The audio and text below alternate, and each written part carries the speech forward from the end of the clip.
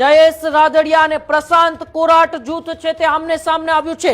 જયેશ રાદડિયા અત્યારે દિલ્હી પહોંચી ચુક્યા છે। દિલ્હીની અંદર તેઓ અત્યારે બેઠકો કરી રહ્યા છે। કોની ચૂંટણીની અંદર પણ તેઓએ પોતાની તાકાત છે તે બતાવી હતી। સભાસદોને દિલ્હી એક પ્લેનની અંદર લઈ ગયા હતા અને ત્યાં પણ તેમને સરકારના મેન્ડેટનો વિરોધ કરી અને પોતાની તાકાત બતાવી હતી। એટલે કે ત્રણ ભારતીય જનતા પાર્ટીના જે ટેકેદારો છે તેમાંથી કોણ મજબૂતાઈથી આ ચૂંટણીની અંદર ચેરમેન બને તેના માટેની લડાઈ શરૂ થઈ છે। જો ક્યાંક ને ક્યાંક સમાધાન થઈ જાય તો આ ચૂંટણી છે તે ન યોજાય, એટલે કે બિનહરીફ। અત્યારે જે માનવામાં આવી રહ્યું છે પ્રમાણે લગભગ 4 થી 5 બેઠકો બિનહરીફ અને બાકીની બેઠકો છે। વાતાવરણ અત્યારે સૌરાષ્ટ્રનું અત્યારે ગરમાયું છે, કેમ કે એશિયાની સૌથી મોટું ગણાતું સંઘ એટલે કે રાજકોટ લોધિકા સહકારી સંઘ। રાજકોટની રાજનીતિમાં ફરી એક વખત એક ગરમાવો જોવા મળી રહ્યો છે। રાજકોટના લોધિકા સંઘની ચૂંટણી એ પ્રતિષ્ઠાનો જંગ બની છે। 8 સપ્ટેમ્બરે રાજકોટ લોધિકા સંઘની ચૂંટણી છે, ત્યારે ફરી એક વખત રાજકોટના બે દિગ્ગજ નેતાઓ જયેશ રાદડિયા અને પ્રશાંત કોરાટ જૂથ છે તે આમને સામને આવ્યું છે। સહકારી ચૂંટણીમાં રાજકીય સોગઠા ગોઠવવાની શરૂઆત થઈ ચૂકી છે। ચેરમેન પદ માટે ભાજપમાં જ બે જૂથ વચ્ચે ખેંચતાણ જોવા મળી રહી છે। પૂર્વ ધારાસભ્ય અરવિંદ રૈયાણી છે તે પણ મેદાને છે, તો અરવિંદ રૈયાણીની નજર ચેરમેન પદ પર છે, તો સામે જૂથે નીતિન ઢાકેચાનો ઝુકાવ એ રાદડિયા જૂથ તરફ છે। પ્રશાંત કોરાટના સમર્થનથી રૈયાણીની દાવેદારી અત્યારે મજબૂત માનવામાં આવી રહી છે। ભાજપે સહકારી ચૂંટણી માટે સેન્સ પ્રક્રિયા છે તે પણ હાથ ધરી છે। કાર્યકર્તાઓને મેન્ડેટ આપવાની પણ માંગ ઉઠી છે, ત્યારે સહકારી ક્ષેત્રમાં મેન્ડેટને લઈને નેતાઓમાં મતભેદ છે। 2027 પહેલા સહકારી ચૂંટણીનું રાજકારણ ગરમાયું છે।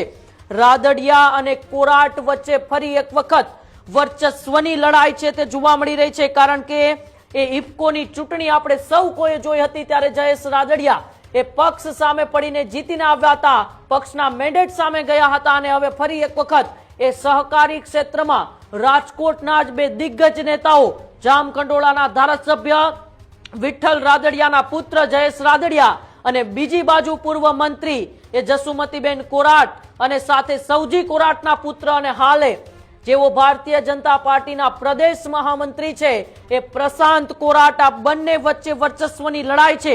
લોધિકા સંઘની ચૂંટણી યોજાવાની છે, જે લોધિકા સંઘની ચૂંટણી માટે આ વર્ચસ્વની લડાઈ છે। એક બાજુ પ્રશાંત કોરાટ જૂથ તરફથી પૂર્વ ધારાસભ્ય અરવિંદ રૈયાણી, તો બીજી બાજુ જયેશ રાદડિયા જૂથ તરફથી નીતિન ઢાકેચા વચ્ચે વર્ચસ્વની લડાઈ છે।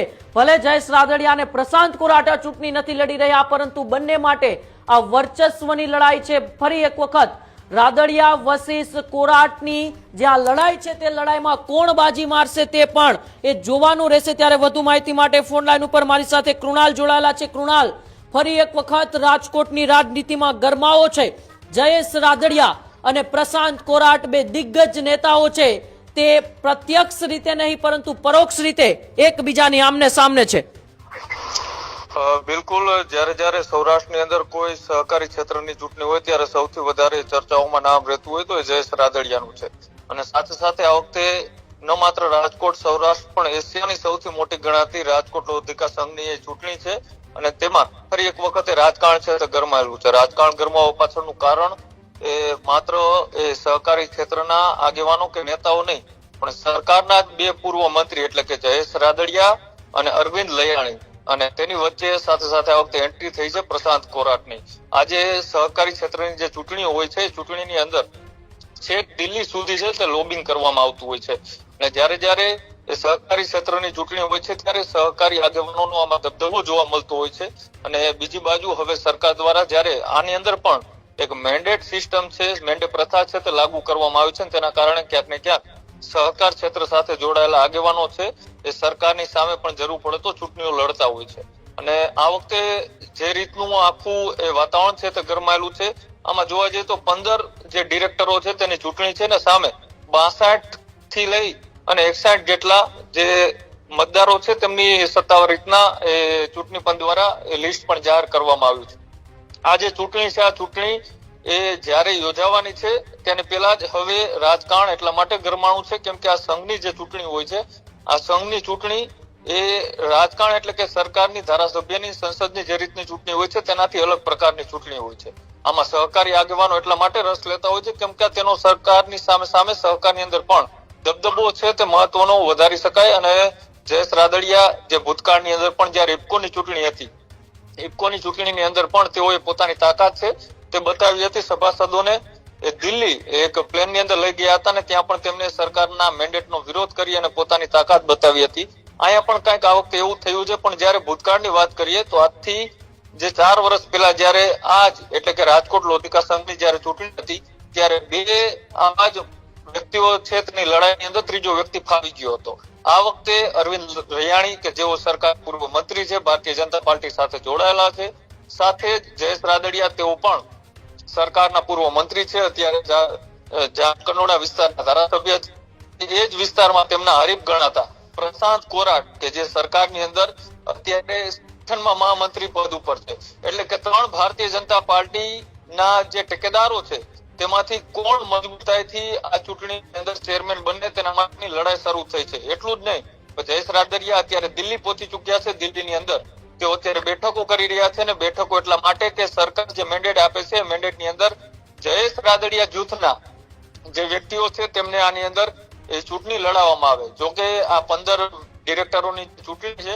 આ ચૂંટણી અંદર એવું માનવામાં આવી રહ્યું છે કે જયેશ રાદડિયા જૂથના 6 થી 7 લોકો છે તે ચૂંટણી જીતવામાં સક્ષમ છે, દાવેદાર છે. બીજી બાજુ સામેનો પક્ષ પણ એવી વાત કરી રહ્યું છે કે અમારું જૂથ મજબૂત છે. બંને જૂથ વચ્ચે જો ક્યાંક ને ક્યાંક સમાધાન થઈ જાય તો આ ચૂંટણી છે તો ન યોજાય, એટલે કે બિનહરીફ. અત્યારે જે માનવામાં આવી રહ્યું છે એ પ્રમાણે લગભગ 4 થી 5 બેઠકો બિનહરીફ અને બાકીની બેઠકો છે એની ઉપર એ ચૂંટણી સામસામે લડાઈ. અત્યાર સુધી ડેમેજ કંટ્રોલ કરવાના પ્રયાસો કરવામાં આવી રહ્યા છે. પણ એક બાજુ અરવિંદ રૈયાણી કે જેઓ એ પોતાના જૂથને મેદાને ગઈ વખતે પણ ઉતાર્યું હતું, આ વખતે પણ તેઓ ઉતારી રહ્યા છે. અને સાથે સાથે નીતિન ઢાકેચા કે તેઓ અત્યારે જે જયેશ રાદડિયા જૂથના માનવામાં આવે છે, ગયા વખતે જયેશ રાદડિયા જૂથની સામે હતા અને તેઓ પણ આ વખતે ચૂંટણીના મેદાનની અંદર એવી વાત તો કરી રહ્યા છે કે ઘીના ઠામમાં ઘી પડી જશે, કોઈ સામસામ ચૂંટણી નહીં લડે, ભારતીય જનતા પાર્ટી જે નિર્ણય કરશે એ સર્વમાન્ય છે. પણ એવી વાત અત્યારે કરવામાં આવી રહી છે કેમ કે જયારે અત્યારે ફોર્મ ભરવાની શરૂઆત થઈ ચૂકી છે અને જે આ ચૂંટણી છે તેનું પરિણામ 9 સપ્ટેમ્બરે આવવાનું છે. 9 સપ્ટેમ્બર એટલે કે હવે ઓલમોસ્ટ એ ગણતરીના દિવસો બાકી છે. તે પહેલા રાજકારણ એટલી હદ સુધી આવ્યું છે, જે રીતનું ધારાસભ્યનું રાજકારણ ગણમાતું હોય છે એ જ રીતના એ જ વિસ્તારના જે પ્રતિનિધિ કરતા નેતાઓ છે તે સહકાર ક્ષેત્રની ચૂંટણીની અંદર પોતાનો દબદબો અને પોતાની તાકાત વધારવા માટે છેક દિલ્હી સુધી લોબિંગ કરવામાં આવ્યું છે. જયેશ રાદડિયા ઓલરેડી અત્યારે દિલ્હીમાં પહોંચી ચૂક્યા છે.